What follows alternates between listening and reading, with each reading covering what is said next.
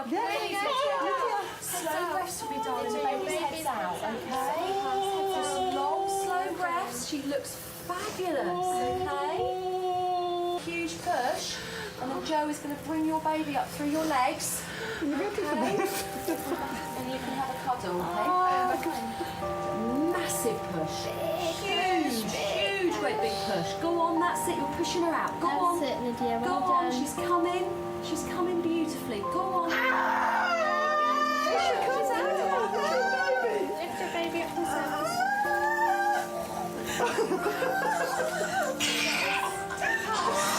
You try and keep her just under the wheelchair a bit more. That's it. Just sort of sit yourself down.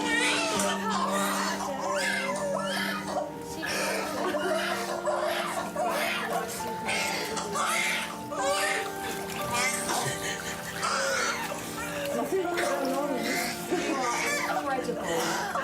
Absolutely incredible. Congratulations, Phil.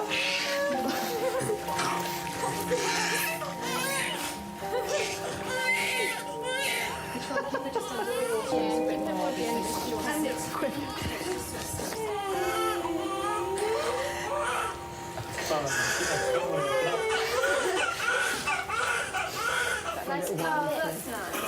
Yeah, get a bit of power getting out. Rather than later.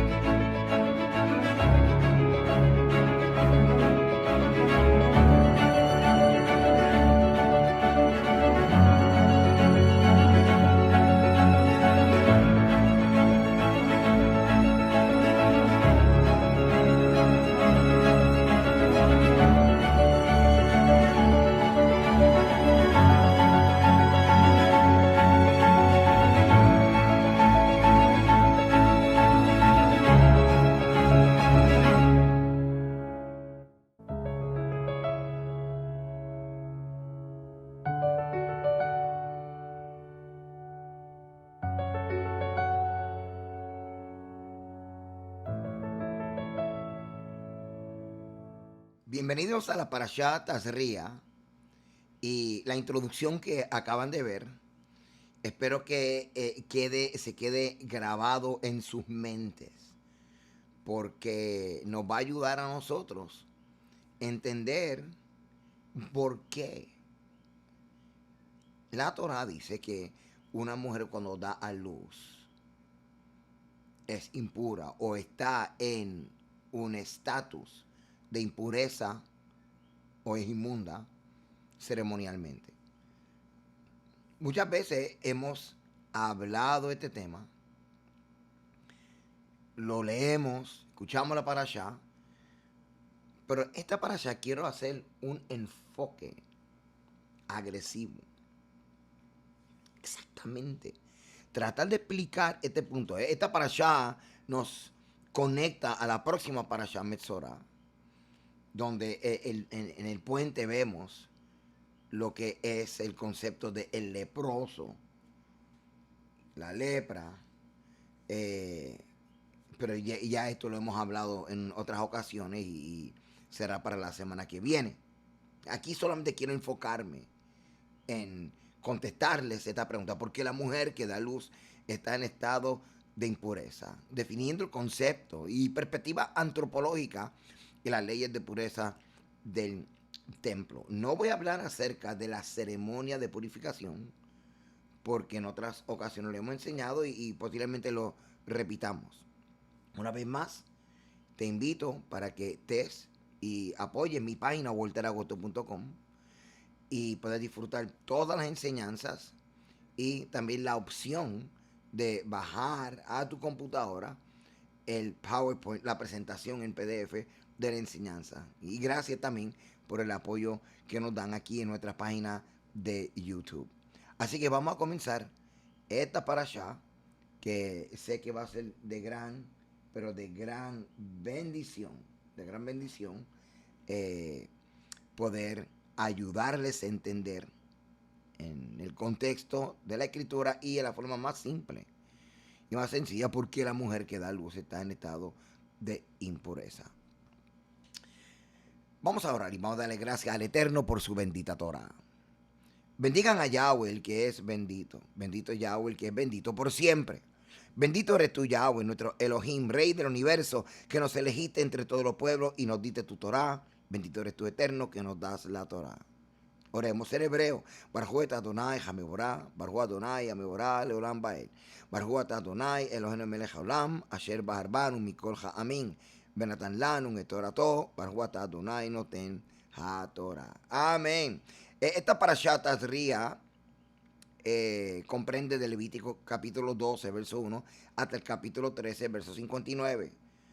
Paralelo a ella encontramos la Haftarah, segundo de Reyes, capítulo 4, 42, hasta el capítulo 5, 19. Y los escritos del primer siglo, Brit Hadashah, o el Nuevo Testamento, Mateo capítulo 8, del 1 al 4, a Marcos 4, del 40 al 45, y Marcos 5, del 1 al 43. Primero vamos a comenzar con perspectivas antropológicas de la función de ritos de purificación y conceptos de pureza e impureza. El tema principal de la Parashat Tazria, también de la próxima Metzora, es la pureza y las impurezas, Tumá y Tahara, rituales, también conocidos como Tame y Tahor, puro e impuro, y también se le dice inmundo a lo que es impuro, para que nuestra mente occidental y teológicamente adiestrada en el cristianismo, cerebro inteligente, incapaz de penetrar el contexto de la audiencia de la Biblia, estos conceptos de impuro y puro son como que esotéricos y difíciles de entender. Entonces, ay, Señor, como si fuera poco, para que la cosa se ponga más complicada para nosotros. Entonces, en medio de la narrativa bíblica de esta parashá y los conceptos de estado de impureza y pureza, de la que da luz, encontramos entonces el mandamiento de la circuncisión. No vamos a entrar en ella, pero lo he tocado ya en otras enseñanzas. Un tema de verdad que tiene muy poco que ver con el asunto en cuestión, la circuncisión, que hace la circuncisión aquí, con la cuestión de pureza e impureza. Pero, bueno, si lo vemos en el sentido de después que la base de la pureza ceremonial de un judío, pues la circuncisión. Así que, pues, ahí podríamos decir que hay una justificación. Pero tenemos que entender que el contexto del mandato de la circuncisión pues pertenece al libro de Génesis, cuando el Eterno hizo un pacto con Abraham a través del ritual de la circuncisión. Levítico 12, del 2 al 4. Cuando una mujer concibe, da a luz un varón, será ritualmente impura 7 días, tal como es impura durante el tiempo de separación cuando tiene su periodo. Ahora, en el 8º día, el niño se circuncidar el prepucio, luego durante 33 días más se sentará sobre sangre pura, o la mujer estará entonces esperando para entonces presentarse al templo y hacer su rito de purificación. Ahora, un rito de purificación es cualquier ceremonia o acto con el intento de restaurar y restablecer la pureza perdida, la pureza ceremonial perdida. O por el otro lado también un rito de purificación, y le añadimos un rito de santificación, puede crear un mayor grado de pureza en la relación que la persona tiene con el ámbito trascendental o la dimensión o el espacio sagrado, como en un templo o una festividad, y sea en el contexto social o cultural, tiene la misma función, el de restaurar algún estatus de pureza perdida, por la razón que sea. Esto se encuentra, estos ritos de purificación, en todas las culturas y religiones conocidas, tanto antiguas como modernas, prealfabetizadas y sofisticadas, y asumen una amplia variedad de tipos y formas. Ahora, vamos a hablar un poco acerca de conceptos de pureza y contaminación en forma general. Cada cultura tiene la idea de una forma u otra de que la esencia interna del hombre puede ser pura o contaminada y por ende impura. Esta idea presupone una visión general del hombre en la que sus fuerzas activas o vitalizantes, las energías que estimulan y regulan su óptimo funcionamiento individual y social, se distinguen de su cuerpo, por un lado, y de sus facultades mentales o espirituales. Por el otro lado, se cree que estas energías que pueden emanar del hombre pueden estar en algún momento dado contaminados o perturbados por ciertos contactos o experiencias que tienen consecuencias para todo el sistema de una persona, incluyendo tanto el aspecto físico como el mental. Además, los elementos naturales, animales y plantas y lo sobrenatural, incluso ciertos aspectos de la tecnología, pueden verse como operando con energías propias similares. Ellos también pueden, por lo tanto, estar sujetos a efectos perturbadores de la contaminación. O sea que todos sabemos que somos energía, una perspectiva científica, pero entonces nosotros también podemos estar expuestos a energía. Y también producimos energía negativa que cuando nos enojamos, cuando estamos tristes, que a la misma vez al primero que nos contamina y nos perturba es a nosotros. Así que debido a que la pureza perdida solo puede restablecerse mediante algún ritual, y también porque la pureza es a menudo una condición previa para la realización de rituales de muchos tipos, los antropólogos se refieren a este campo de estudio general de fenómenos culturales como rituales de pureza y de contaminación ritual. En general, la pureza parece equipararse o compararse con cualquier cosa que en una cultura considere que es el modo más ventajoso de ser y funcional para lograr los ideales supremos de esa cultura. Así, a lo largo de la mayor parte de las religiones, por ejemplo, asiáticas, como el hinduismo, el budismo, el jainismo, el taoísmo, la pureza se equipara con la calma, el equilibrio físico, mental y emocional, de acuerdo con el objetivo ideal, al menos para los adeptos religiosos, de lograr la trascendencia espiritual o la liberación. Así que el estado de pureza, la evidencia de haberlo alcanzado es la calma. Perder la calma es haber perdido la pureza, así que hay que hacer un rito para restaurar la pureza y volver a la calma. Espero que lo hayan entendido. Ahora, en contraste con tales religiones asiáticas, los grupos cuya orientación cultural dominantemente es pragmática de este mundo, como los Yurok, a menudo equiparan el estado de pureza con el vigor y la rapidez de la mente y el cuerpo, o sea, la agilidad. Si pierde la agilidad, hay que ser que perdió la pureza, entonces hay que restaurar la pureza para que se restaure la agilidad. Ok. Ahora, los conceptos de pureza y de contaminación puede tender a fusionarse con varios conceptos de la religión. Lo sagrado, el pecado y la fuerza del mal. Así que hay otras religiones que son un poco más sofisticadas, complicadas y que tienen varios conceptos trabajando a la misma vez. Así que vamos a hablar un poquito acerca de la contaminación y lo sagrado. Las consecuencias del contacto con lo sagrado y lo contaminado pueden ser idénticos, aunque las razones de las consecuencias en los dos casos son bastante diferentes. Los peligros del contacto con lo sagrado pueden surgir de la creencia de que los dioses se ofenden por la contaminación. Castigarán a una persona que profane un recinto u objeto sagrado. Por ejemplo, en el budismo y muchas otras religiones, una mujer menstruando que ingresa a un templo o a un santuario puede hacer que se profane el templo sagrado y por ende enojar a los dioses, o simplemente la creencia de que el templo está contaminado, profanado, porque la mujer está menstruando y entró al templo. Y se considera que esa mujer, mientras esté menstruando, está en un estado de impureza ceremonial temporero.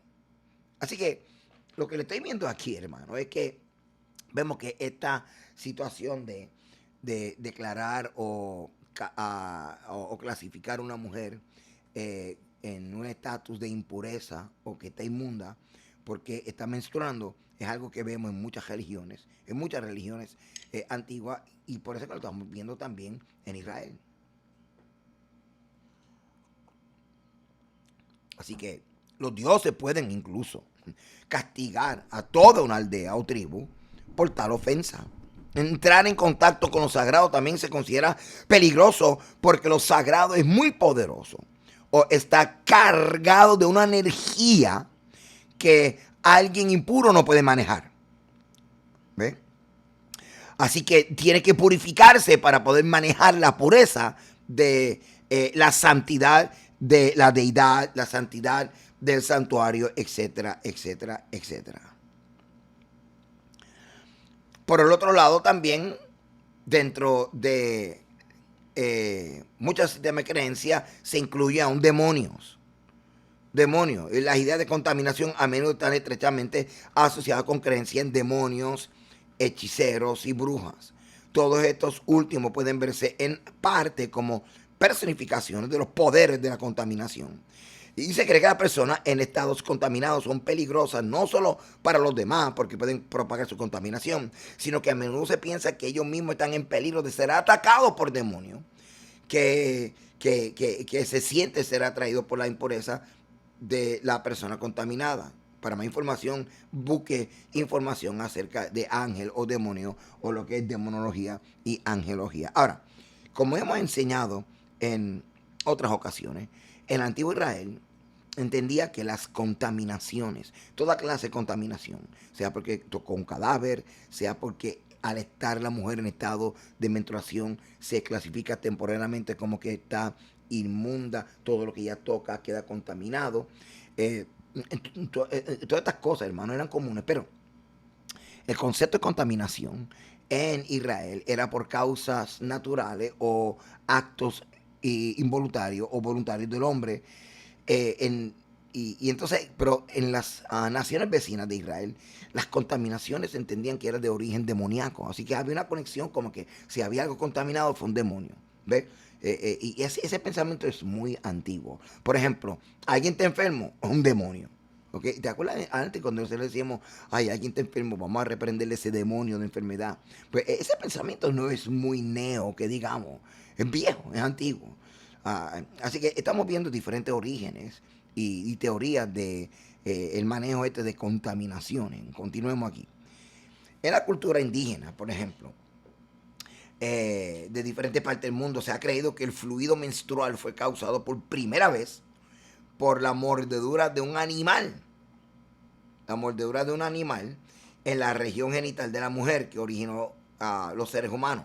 Los animales comprometidos han sido un lagarto, un oso, un cocodrilo, una serpiente, un pájaro. De todos, la serpiente ha sido la más frecuente implicada. Así que es bien interesante que si se piensa que la primera menstruación de la mujer o ese sangrado que se consideraba una herida, que se consideraba también de origen demoníaco, fue causado por una serpiente. Así que estamos viendo la serpiente en Génesis, el principio de Génesis capítulo 2 y 3, donde estamos viendo lo que es el origen o el acceso del pecado al mundo. Así que es sumamente interesante ver todas estas cosas. La contaminación se transmite más comúnmente por contacto físico o proximidad, aunque también se puede propagar por medio de lazos de parentesco o porque viven juntos, etc. Debido a que la pureza y la contaminación son estados internos, aunque por lo general hay síntomas externos u observables de contaminación, el hombre profanado o el artefacto profanado o contaminado, o sea el templo o fenómeno natural, puede ser que al principio como que no muestre rasgo eterno de corrupción interna, como que no hay ninguna evidencia de contaminación, pero eventualmente, sin embargo, los efectos de la contaminación se darán a conocer, y esto es algo que nosotros podríamos aplicar en la próxima parashá Metzorah, que habla acerca de el que carga la contaminación. Entonces, la aparición de un síntoma o desastre culturalmente definido como consecuencia de la contaminación, por ejemplo, puede ser el primer indicio de que se ha producido un contacto contaminante. Los síntomas humanos transculturales comunes de la contaminación incluyen enfermedades de la piel, deformidad física, locura, debilidad mental, esterilidad.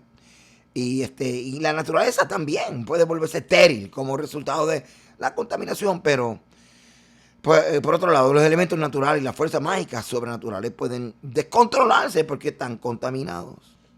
En general, las energías vitales del hombre, porque como te dije que el hombre es energía, también científicamente se considera de esta forma,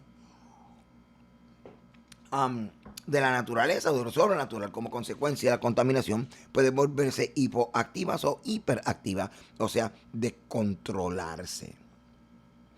Así que todas estas ideas, hermano, de contaminación, lo estamos encontrando en diferentes culturas. Y el resultado de ella, de contaminar, es lo que hace que la persona busque algún rito para reversar esa pérdida de estado de pureza o balance energética que se consideraría como un estado de impureza. Ahora, vamos a hablar un poquito del proceso fisiológico, porque ya esto entonces nos introduce un poco a lo que es nuestro tema. Las funciones del cuerpo humano son, y en su mayor parte, universalmente consideradas contaminantes, aunque no todas las funciones se consideran contaminantes en toda la cultura. La intensidad con la que se aborrecen los diversos procesos también se varía de cultura a otra. La lista de procesos y cosas orgánicas contaminantes incluye la menstruación, las relaciones sexuales, el nacimiento, la enfermedad, la muerte, todo lo corporal, excreciones, orina, heces, saliva, sudor, vómito, sangre menstrual, semen, mucosidad nasal, oral, pelo y cortes de uñas, que están asociados con esta categoría. Simbólicamente pueden estar varias personas, animales, objetos o relacionados o profesionales en general que menstruan. Esto no puede pasar a cualquiera. Así que todas estas cosas, hermano, van a tener un aspecto ceremonial, un manejo ceremonial.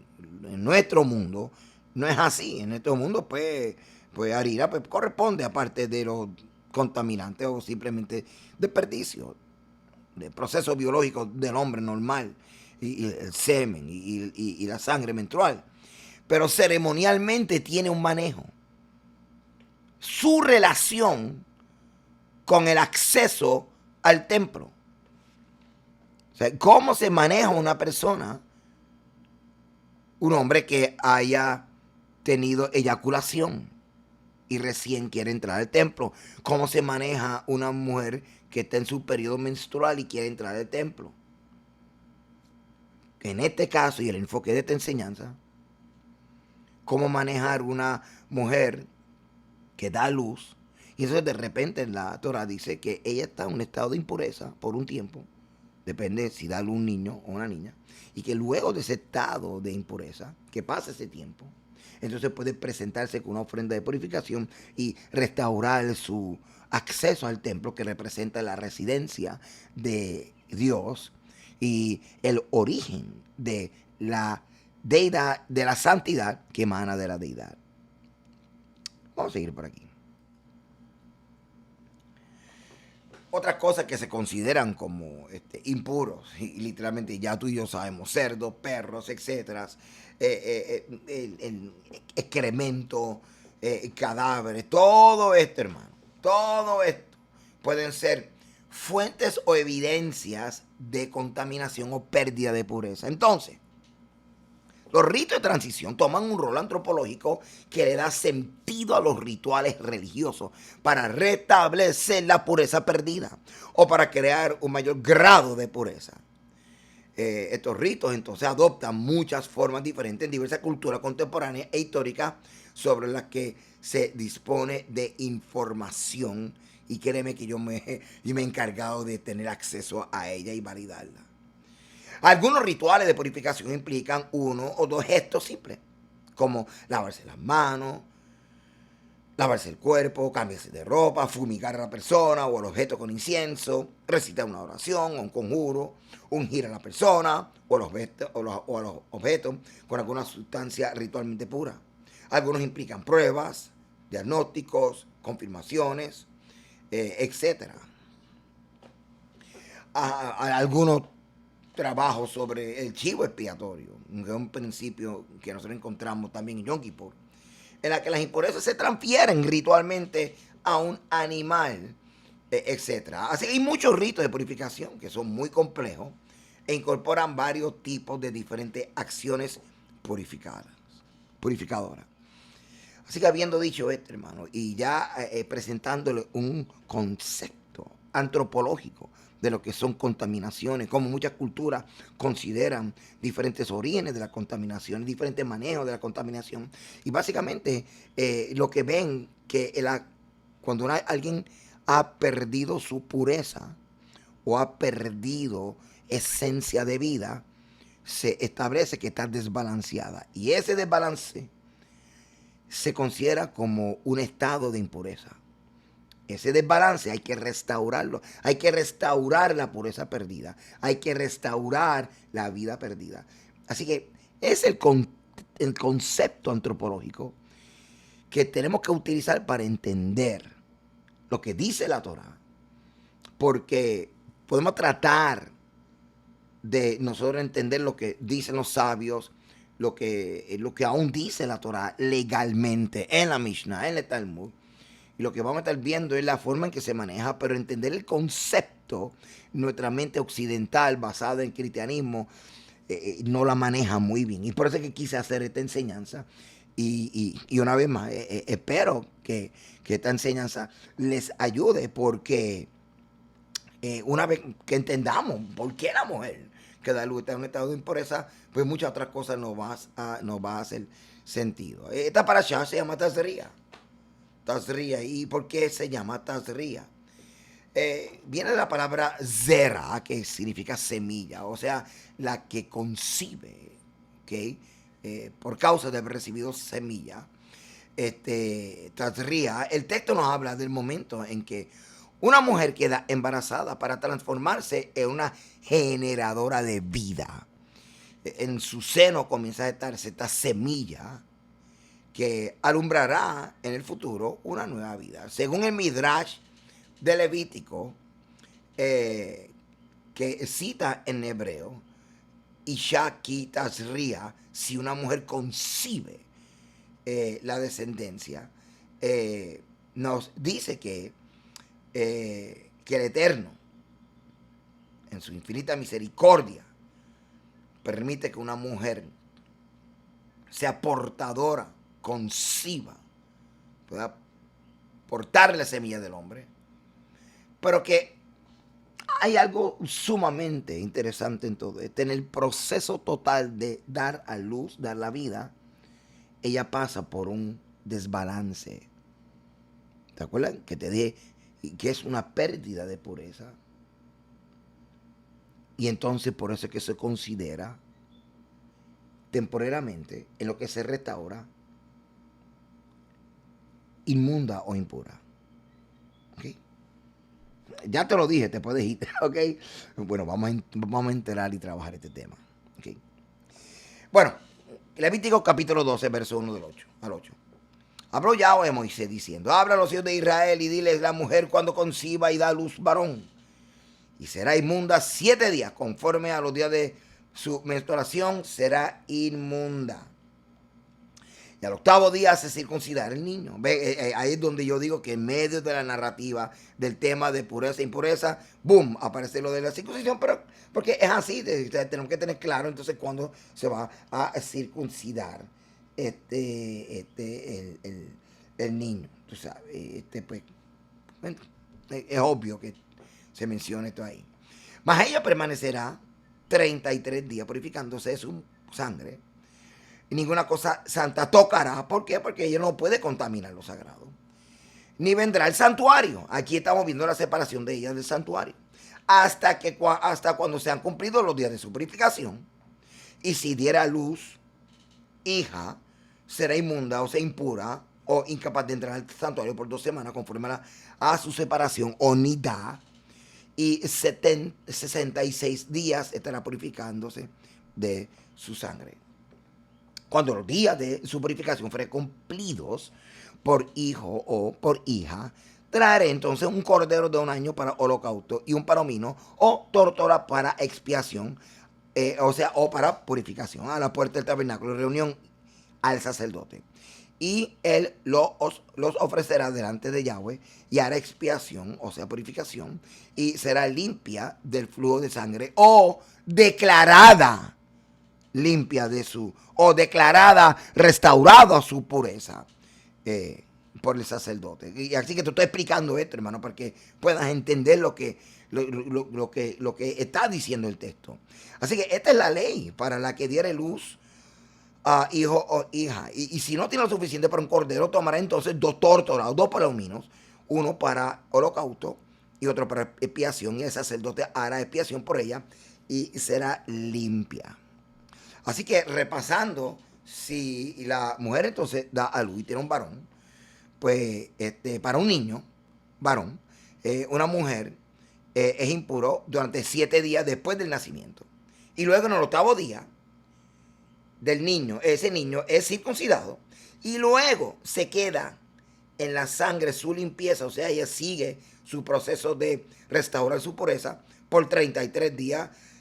Y cuando lo suma todo, un total de 40 días de separación o unidad cuando se tiene un niño. ¿Ves? Después de esto, entonces ella va al templo y presenta para su purificación, para que el sacerdote declare en forma ceremonial que ahora ella puede restaurar su acceso al templo. En el caso de la niña, es impura durante 2 semanas, 14 días. Luego permanece en la sangre de su limpieza, o sea, en el proceso de restaurar su pureza, 66 días, cuando lo sumas todo, son 80 días cuando es una niña. Así que son los primeros 7 días o 14 días es que ella se considera impura y a continuación luego entonces inicia este proceso de repurificación o el de restaurar el balance de la purificación. ¿Ok? Y esto es importante nosotros saberlo, hermano, porque José y María llevaron a Yeshua, al niño, al templo luego de los días de la purificación de su mamá María. Ok, leamos una vez más. Levítico 12:2. Habla a los hijos de Israel y diles: la mujer cuando conciba, casaría y dé a luz varón, será inmunda 7 días, conforme a los días de su menstruación será llamada inmunda. Después vamos a trabajar con esa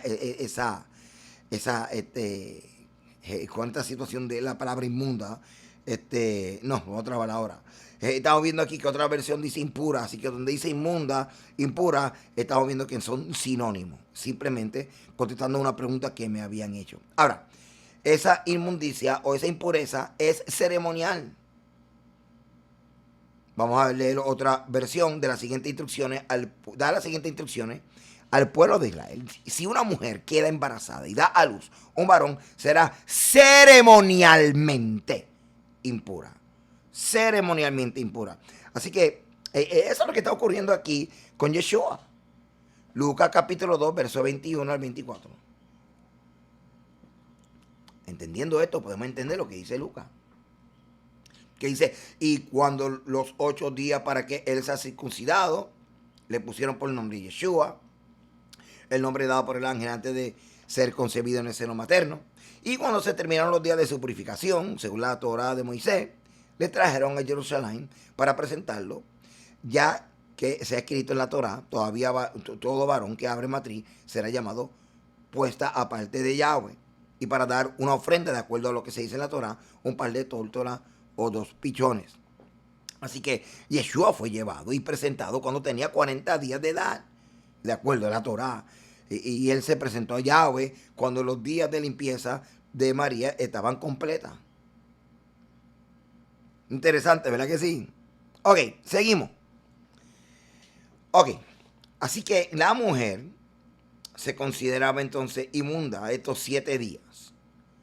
Y también se compara con los días de su impureza cuando ella está menstruando. La presencia de esta sangre, tanto cuando da a luz como cuando está menstruando, se maneja muy parecido. Ahora, las leyes de separación son una de las cosas que estamos viendo cuando la mujer da a luz o cuando la mujer está menstruando.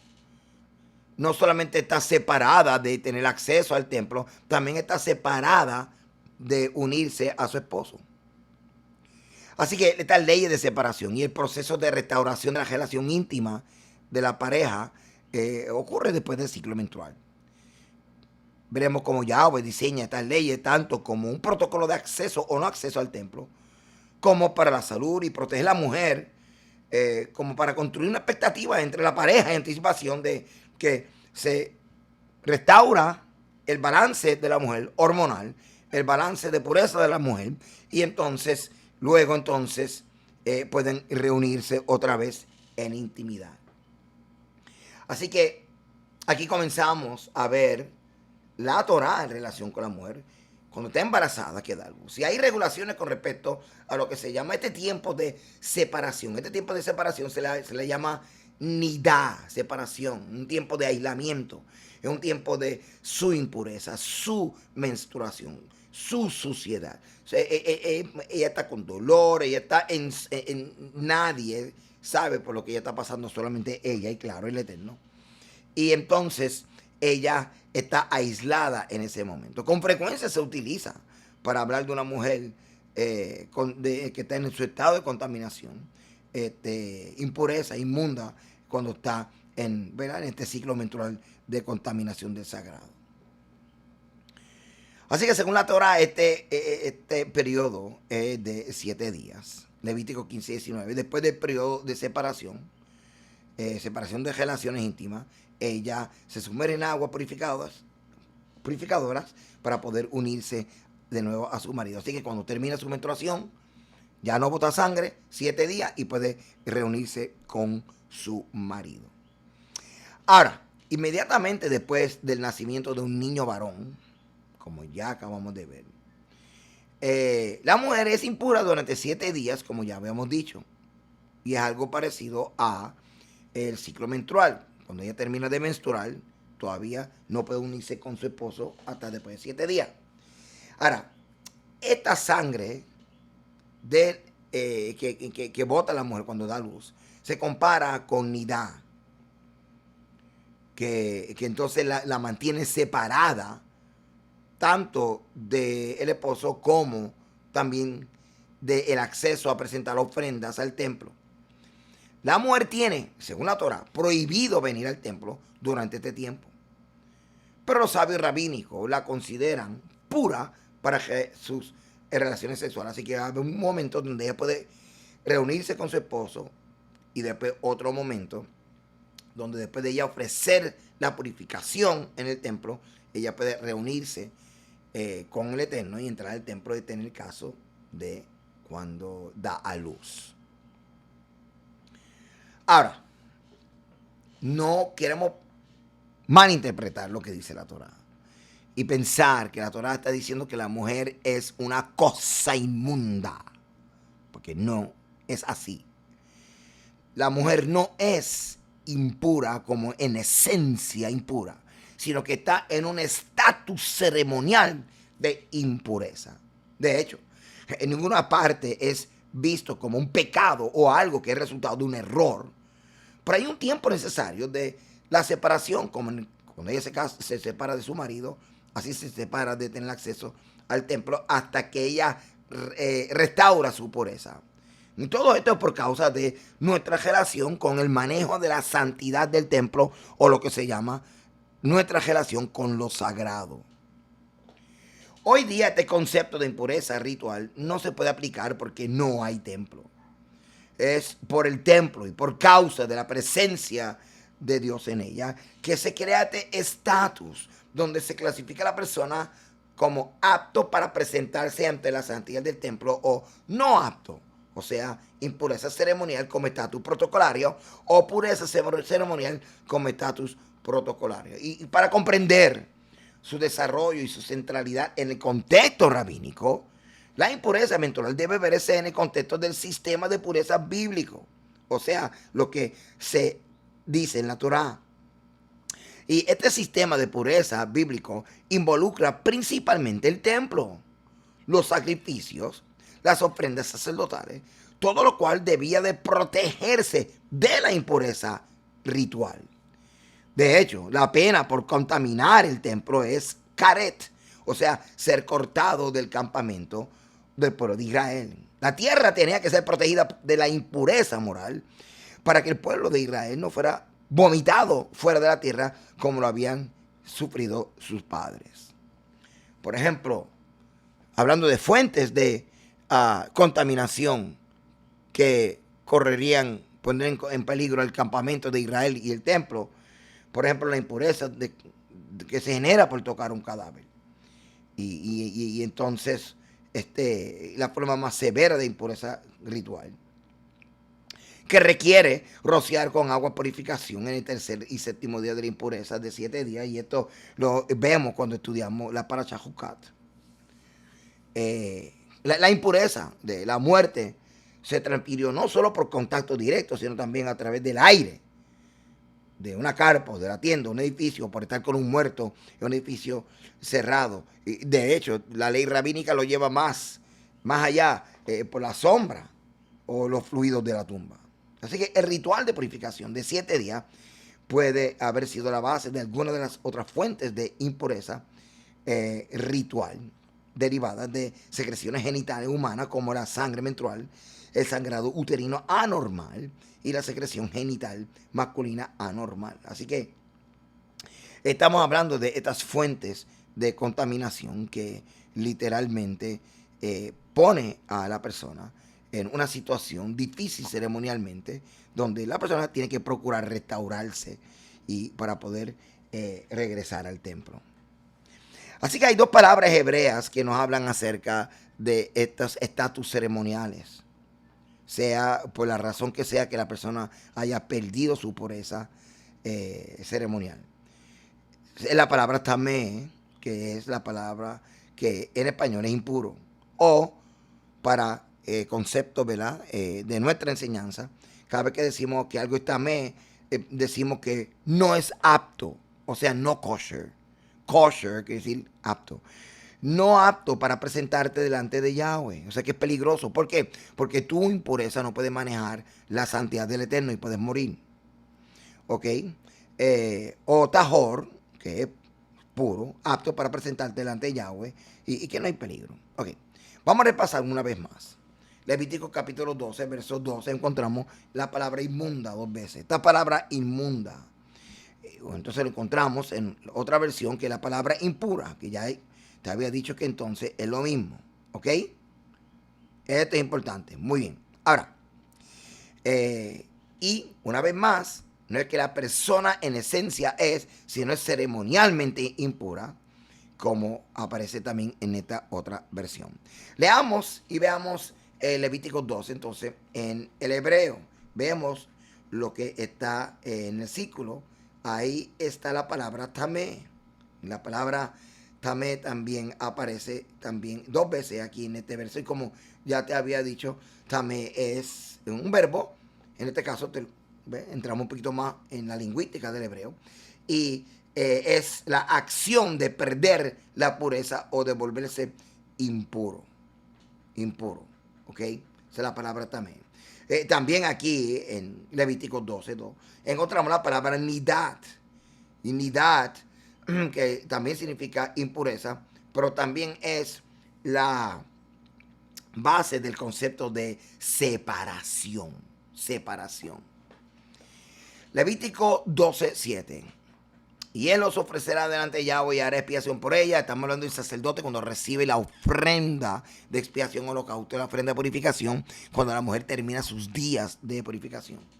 Y será limpia del flujo de su sangre. Esta es la ley para la que diere luz una hija o un hijo o una hija. ¿Ves? Entonces aquí dice, y será limpio, pues ya es la palabra que habíamos visto que es tajer. Ok.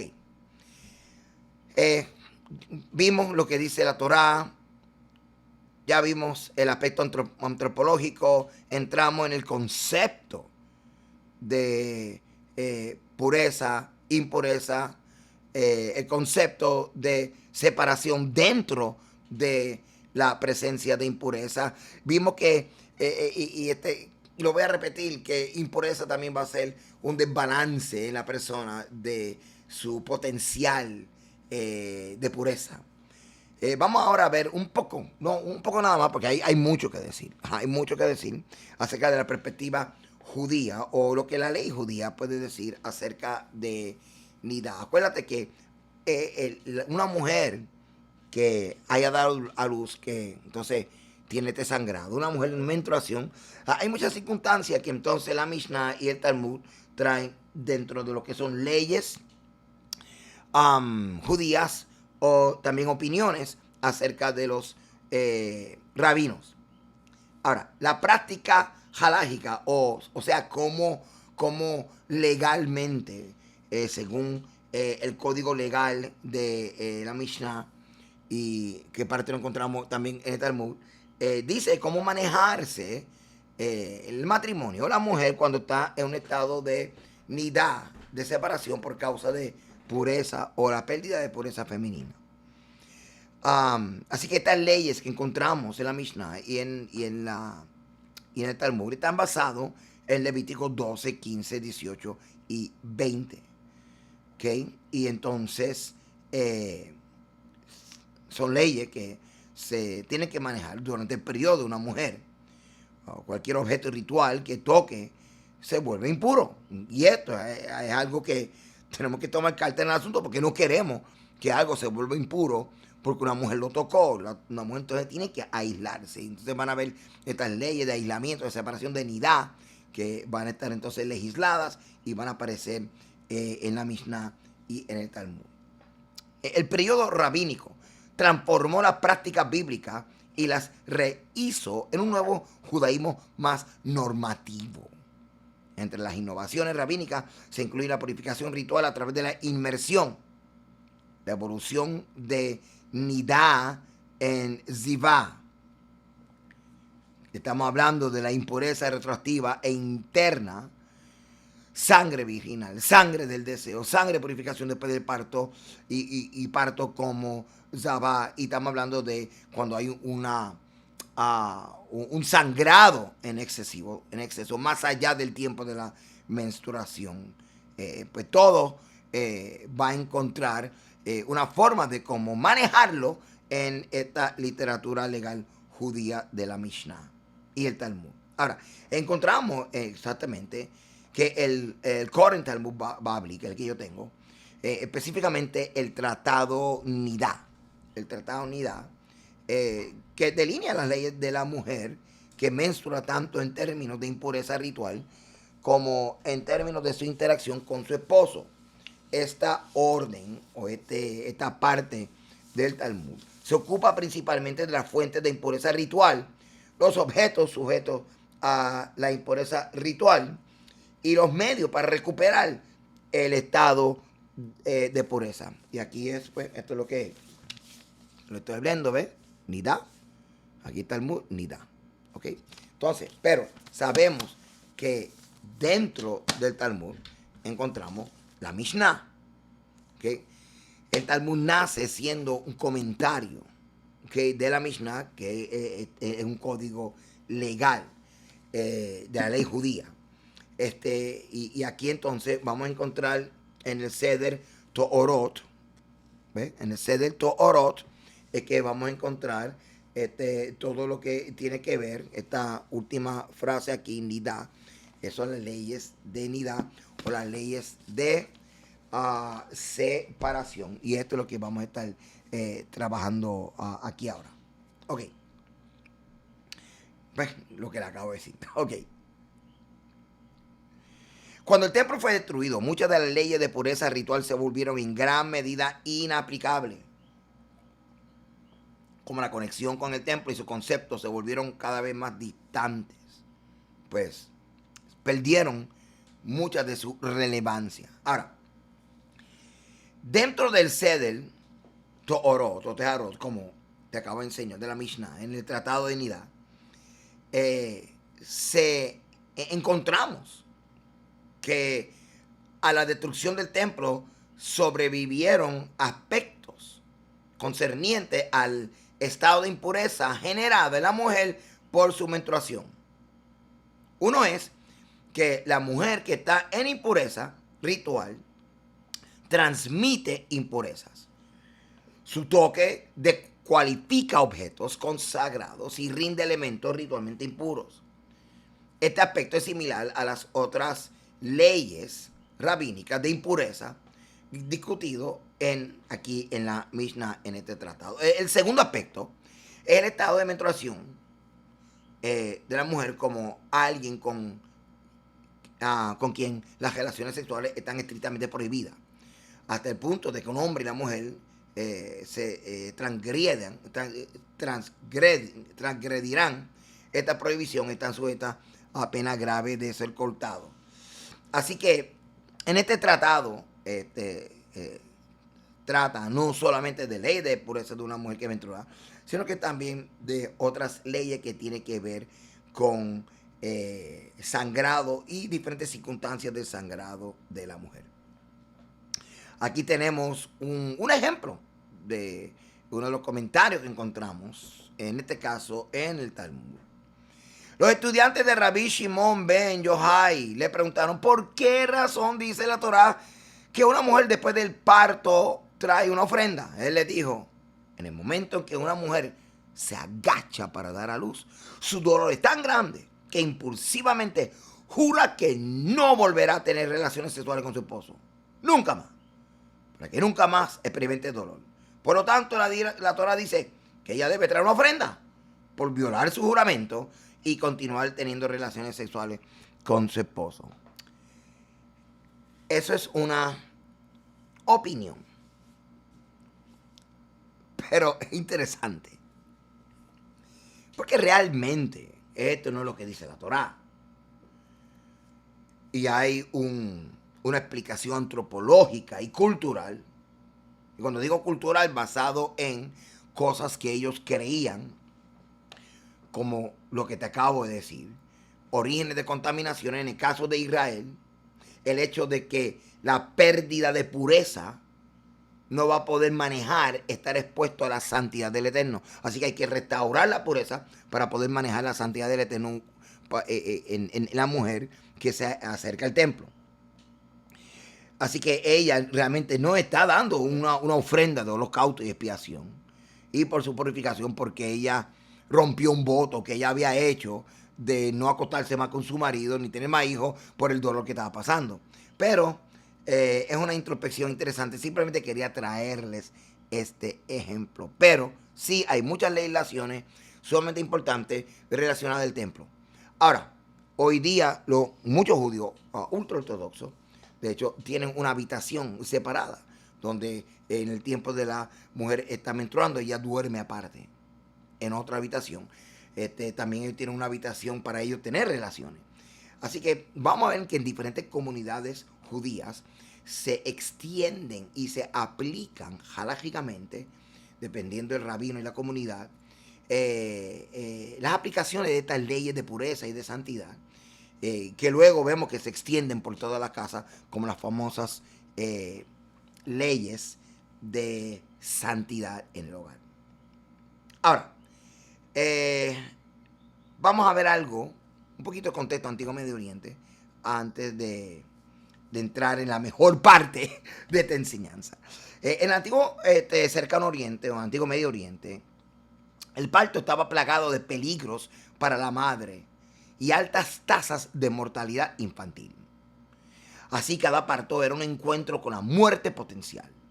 En segundo lugar, la mujer embarazada es un recipiente de vida abundante. Después del parto, la madre experimenta una pérdida de esta poderosa presencia de vida en su interior. Ojo, su descarga de vida deja un vacío. Lo voy a poner de esta forma. Su descarga de sangre deja un vacío. ¿Le hace sentido? Estoy tratando de ayudarte para que entiendas este concepto de por qué la mujer es considerada ritualmente impura. ¿Ok? Cuando da luz. Ok. Su descarga de vida deja un vacío y crea la necesidad ritual de purificación o la necesidad ritual de restaurar el balance o la necesidad ritual de restaurar la pureza perdida. Si bien ninguna de estas respuestas reconcilia perfectamente la impureza del parto dentro del sistema simbólico, ambas abordan la experiencia del parto como un punto de nexo o conexión entre la vida y la muerte. Así que esta explicación que te estoy compartiendo es la base para entender, junto con la explicación antropológica, de por qué la mujer cuando da luz se considera impura.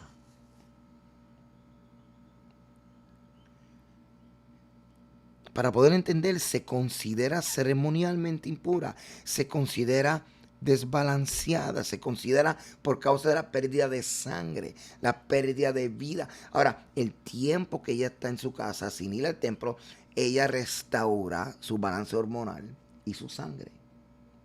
Y cuando ya ella está bien, entonces en el templo hay un protocolo donde se marca ceremonialmente que ya ella puede entrar. El sacerdote y la ceremonia donde se declara a la mujer pura serán entonces los testigos legales en el templo de que ya la mujer puede entrar y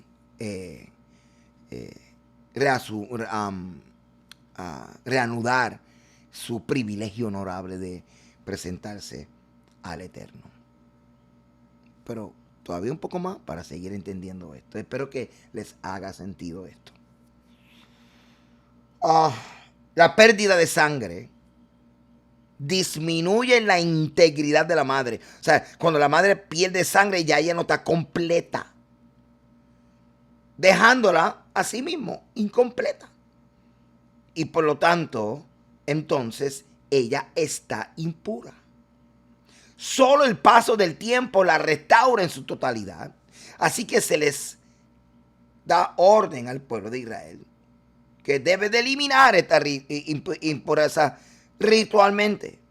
Así que según esta teoría, uno se vuelve impuro al entrar en contacto con la muerte, como el tocar un cadáver, o en el caso de una mujer que da luz, la pérdida de la vida potencial. La pérdida de la vida potencial, la pérdida de pureza potencial ocurre cuando pierde sangre. Jóvenes, ¿dónde está la vida? En la sangre. Así que cuando la mujer da a luz y pierde sangre, y está perdiendo ¿qué?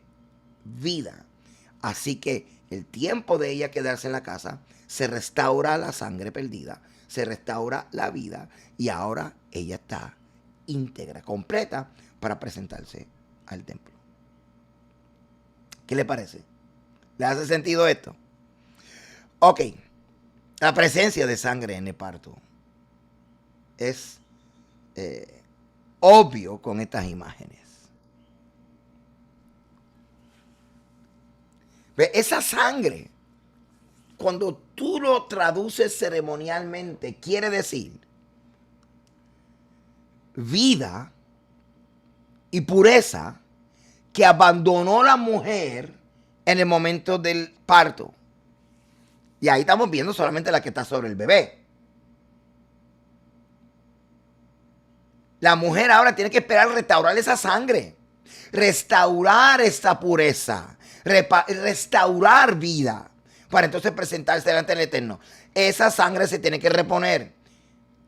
O antes de que se reponga esa sangre, la mujer no está completa en su potencial de pureza, de vida, de sangre. Entonces hay una mezcla, hay una presencia de vida y muerte a la misma vez.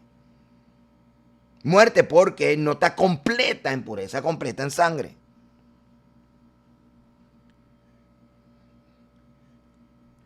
Al principio del video, usted vio lo que es el parto en agua.